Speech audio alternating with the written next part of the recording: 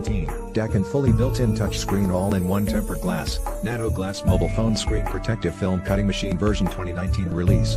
DAC and 2019 edition machine integrate the water pump, air pump and fan.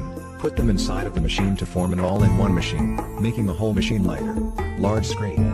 10-inch touchscreen tablet. Large field of view, smoother operation. Next, let's watch the operation video.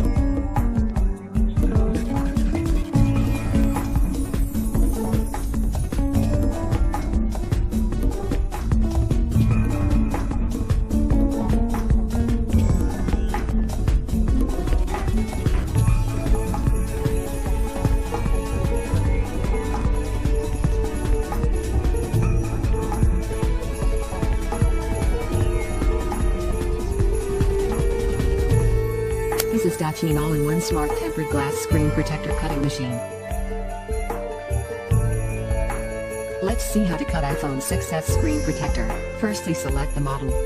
Select iPhone 6s. Select screen protector in 9H.